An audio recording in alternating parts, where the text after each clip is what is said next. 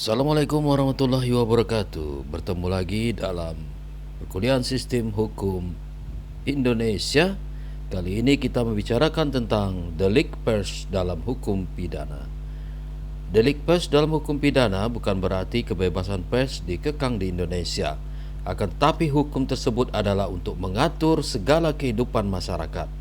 Kemerdekaan media bukan berarti kemerdekaan bagi media massa untuk menyiarkan informasi tanpa batas. Prinsip kemerdekaan pers dalam masyarakat demokrasi bertujuan untuk mencari kebenaran, kontrol sosial, dan partisipasi politik. Pers dalam segala pemberitaan tidak boleh sembarangan memunculkan berita dalam masyarakat. Ada dua bentuk kontrol sebagai filter pemberitaan pers. Satu, kontrol formal, peraturan perundangan, undang-undang, regulasi yang dikeluarkan badan regulator, lembaga sensor. Dua, kontrol informal, self-regulation, kode etik, dan tekanan masyarakat. Adapun perhatian terhadap pers ditunjukkan dengan adanya hukum di Indonesia. Hukum di Indonesia terbagi menjadi 4, yaitu Kitab Undang-Undang Hukum Pidana, Undang-Undang Pers, Undang-Undang Penyiaran, peraturan perundangan lainnya. Delik berarti perbuatan yang dapat dikenakan hukuman karena merupakan pelanggaran terhadap undang-undang tindak pidana. Delik pers adalah tindak pidana berupa pernyataan pikiran atau perasaan yang dilakukan memakai alat cetak. Delik itu menjadi sempurna karena dilakukan memakai publikasi. Karena suatu tindak pidana dilakukan memakai alat cetak atau publikasi, maka hal itu menjadi delik pers. Jadi pers tidak mempunyai posisi yang istimewa menyangkut tindak pidana yang dilakukan. Namun di dalam kasus pers, yaitu Undang-Undang Nomor 40 Tahun 99 tentang pers, ada Code of Conduct lebih khusus bagi penegak hukum. Ada yang disebut dengan hak jawab dan hak koreksi. Kalau hak jawab dan hak koreksi sudah dimuat secara proporsional, itu sudah selesai masalahnya. Mahkamah Agung harus memberikan fatwa bahwa khusus menyangkut delik pers tidak boleh langsung dituntut, tapi hak jawab dan hak koreksi harus ditegakkan terlebih dahulu. Kalau hak jawab sudah dikirimkan orang-orang yang merasa dirugikan atas pemberitaan pers, tapi ternyata tidak dimuat, maka itulah tindak pidana yang dilakukan oleh pers. Pers yang mengabaikan hak jawab sama halnya melakukan tindak pidana. Unsur-unsur delik merupakan perumusan, rincian ataupun gambaran dari suatu perbuatan, peristiwa atau apapun namanya yang dapat dihukum menurut undang-undang pidana. Unsur-unsur delik inilah yang menjadi materi pokok yang harus dibuktikan kebenarannya dalam suatu persidangan. Hukum pidana mempunyai ketentuan yang berhubungan dengan apa yang dikenal sebagai tindak pidana pers yang merupakan bagian dari tindak pidana dengan mempergunakan alat cetak drug press distribution. Umar Seno Haji memberikan 3 kriteria yang harus dipenuhi dalam satu tindak pidana pers atau delik pers, yaitu ia dilakukan dengan barang cetakan. Perbuatan yang dipidana harus terdiri atas pernyataan pikiran atau perasaan. Dari perumusan delik harus ternyata bahwa publikasi merupakan satu syarat untuk menumbuhkan kejahatan, apalagi kejahatan tersebut dilakukan dengan suatu tulisan. Kriteria yang ketiga lah yang khusus dapat mengangkat suatu delik menjadi delik pers, sehingga tanpa dipenuhinya kriteria tersebut, satu delik tidak akan memperoleh sebutan sebagai delik pers dalam arti judicial. Jadi dari perumusan delik harus ternyata bahwa publikasi merupakan satu syarat untuk menumbuhkan kejahatan. Jadi sekarang publikasi dari pers, ya, walaupun tidak menggunakan media cetak, ya, media online dan sebagainya, tapi ada unsur publikasi, itu bisa dikenakan delik pers. Delik pers dalam KUHP, Kitab Undang-Undang Hukum Pidana, dapat diklasifikasi menjadi beberapa bagian, yaitu 1. Pembocoran rahasia negara, pasal 112 dan 113. Penghinaan terhadap presiden dan wakil presiden, penghinaan terhadap kepala negara sahabat, penghinaan terhadap wakil negara asing, permusuhan, kebencian atau penghinaan terhadap pemerintah, pernyataan perasaan permusuhan, kebencian atau penghinaan golongan, pelanggaran kesusilaan, penyerangan, pencemaran kehormatan atas nama baik seseorang, perasaan permusuhan, penyalahgunaan atau penodaan agama, dan dengan maksud agar orang tidak menganut agama apapun juga yang bersedikan ketuhanan yang Maha Esa. Kemudian penghasutan untuk melakukan kekerasan terhadap penguasa umum atau tidak menuruti ketentuan undang-undang. Nah, delik pers dalam rancangan KUHP, ya, kejahatan terhadap keamanan negara, kejahatan terhadap martabat presiden dan wakil presiden, kejahatan terhadap negara sahabat, kejahatan terhadap ketertiban umum, kejahatan terhadap proses peradilan, kejahatan terhadap penguasa umum, kejahatan terhadap kesusilaan, penghinaan, kejahatan penerbitan dan pencetakan, pencabutan hak untuk menjalankan profesi. Delik pers di luar KUHP, Undang-Undang Pers Pasal 5 ayat 1, pers nasional berkewajiban memberitakan peristiwa dan opini dengan menghormati norma-norma agama dan rasa kesusilaan masyarakat serta azas praduga tak bersalah. 2. Pers wajib melayani hak jawab. 3. Pers wajib memiliki hak tolak. Pasal 4 ayat 2 dan 3. 1. Terhadap pers nasional tidak dikenakan penyensoran, pemberedelan atau pelanggaran penyiaran. 2. Untuk menjamin kemerdekaan pers, pers nasional mempunyai hak mencari, memperoleh dan menyebarluaskan gagasan dan informasi.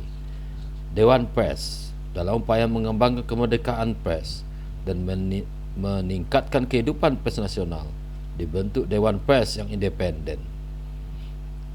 Adapun fungsi-fungsi daripada Dewan Pers: 1. Melindungi kemerdekaan pers dari campur tangan pihak lain. 2. Melakukan pengkajian untuk pengembangan kehidupan pers. 3. Menetapkan dan mengawasi pelaksanaan kode etik jurnalistik. 4. Memberikan pertimbangan dan mengupayakan penyelesaian pengaduan masyarakat atas kasus-kasus yang berhubungan dengan pemberitaan pers. Pertanggungjawaban pidana berlainan dengan penerbit atau pencetak yang berkedudukan hukum, dan pertanggungjawaban pidananya termuat dalam titel 5 buku KUHP berjudul pensertaan. Maka dalam judul itu tidak jumpai satu perkataan pun tentang seorang redaktur. Di dalam titel tersebut ada jaminan terhadap penerbit atau pencetak, sedangkan redaktur tidak ada. Hal ini berarti bahwa berlainan dengan penerbit atau pencetak, maka kedudukan hukum dan pertanggungjawaban pidana dari seorang redaktur itu mengikuti ajaran biasa dari pesertaan. Oleh karena itu tidak disebut, sedangkan yang disebut hanyalah yang menyimpang. Pensertaan terjadi apabila lebih dari satu orang bersangkut dalam suatu tindak pidana. Di dalam suatu tulisan yang mempunyai sifat pidana, sedikitnya 5 orang yang tersangkut, yaitu redaktur, penulis, penerbit, pencetak, dan pengedar atau spreader. Menurut Muhardi dan Kuharjo, bagi seorang redaktur sebenarnya terdapat beberapa kemungkinan dalam melakukan suatu perbuatan yang berhubungan dengan pekerjaannya. Antara lain yaitu kemungkinan bahwa dia sendiri yang menulis karangan yang mempunyai sifat pidana tersebut. Perbuatannya ini dapat dikualifikasi sebagai plagiat. Redaktur tersebut menerima tulisan dari orang lain dan kemudian dia mengadakan perubahan-perubahan sedemikian rupa sehingga tulisan itu dapat dipandang sebagai hasil karyanya. Perbuatannya ini dapat dianggap sebagai plagiat. Tapi bila redaktur menerima tulisan dari orang lain dan ia memuat tulisan tersebut dengan tidak banyak atau boleh dikatakan tanpa perubahan-perubahan, dengan demikian tulisan tadi dipandang bukan hasil karyanya sendiri.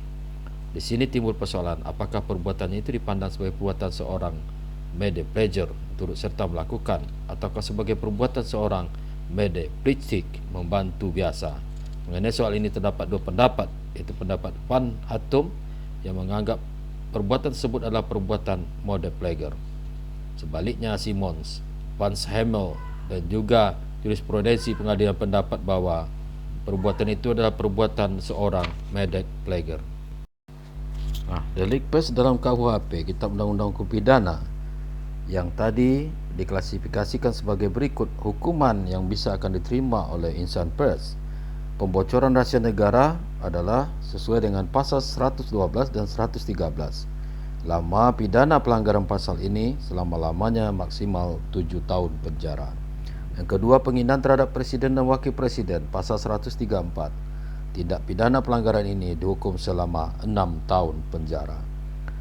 Kemudian penghinaan terhadap kepala negara sahabat, pasal 142. Tindak pidana pelanggaran ini dihukum selama 5 tahun penjara. Penghinaan terhadap wakil negara asing, pasal 143. Tindak pidana pelanggaran ini dihukum selama 5 tahun penjara. Kemudian permusuhan kebencian atau penghinaan terhadap pemerintah, pasal 154 dan 207, yaitu tindak pidana pelanggaran ini dihukum selama 4 tahun penjara.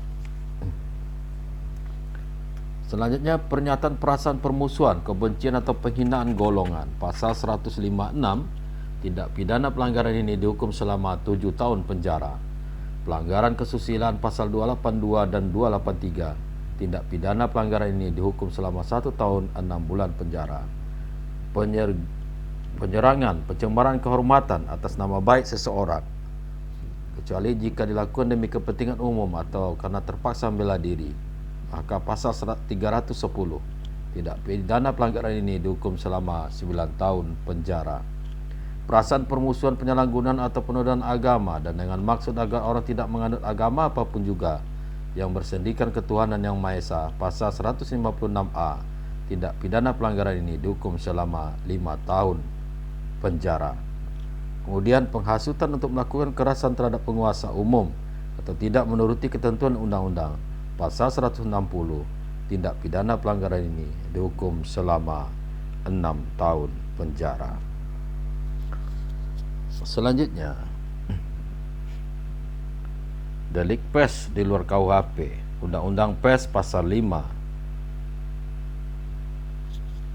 bahwa pers nasional berkewajiban memberitakan peristiwa dan opini dengan menghormati norma-norma agama dan dasar kesusilaan masyarakat serta azas praduga tak bersalah. 2. Pers wajib melayani hak jawab. 3. Pers wajib memiliki hak tolak. Apabila ini dilanggar, maka pidana denda maksimal 500 juta. Selanjutnya, pasal 4 ayat 2 dan 3. 1. Terhadap pers nasional tidak dikenakan penyensoran, pemberedalan atau pelanggaran penyiaran. 2. Untuk menjamin kemerdekaan pers nasional mempunyai hak mencari, memperoleh dan menyebarluaskan gagasan dan informasi. Pelanggaran terhadap ini bisa dipidana 2 tahun penjara dan denda 500 juta.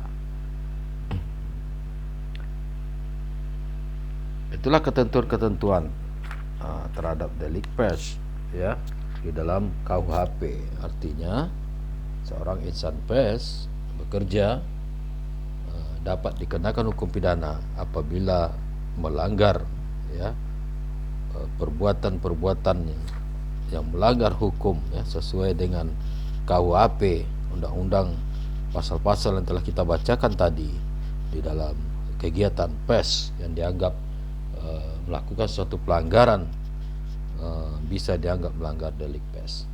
Nah, sekarang selain hal itu yang perlu diingat bahwa sekarang ada undang-undang ITE, artinya penyebarluasan publikasian berita-berita juga akan menyebabkan bisa saja dikenakan undang-undang ITE apabila berita yang disebarkan itu, berita yang dibuat itu tidak mengandung kebenaran atau yang disebut dengan hoax, ya, atau berita palsu dan sebagainya. Itu yang perlu diingat oleh insan pers, bahwa selain delik pers juga ada undang-undang ITE yang bisa menjerat siapa saja yang apabila dalam mempublikasikan atau menyebarluaskan berita tidak mengandung kebenaran atau mengandung kebohongan dengan apa yang disampaikan. Baik, mudah-mudahan secara singkat ini dapat memberikan pengetahuan terutama kepada mahasiswa, ya, di bidang apapun itu, ya, konsentrasinya, apakah itu PR, broadcasting, jurnalistik, apalagi untuk jurnalistik, ya, hukum delik pers ini sangat berguna untuk bisa menghindarkan diri kita dari terancam, ya, sanksi pidana karena kesalahan-kesalahan kita buat dalam tugas-tugas pers, ya, mencari, mengolah dan menyebarluaskan berita. Baik, semoga bermanfaat. Terima kasih atas perhatiannya. Assalamualaikum warahmatullahi wabarakatuh.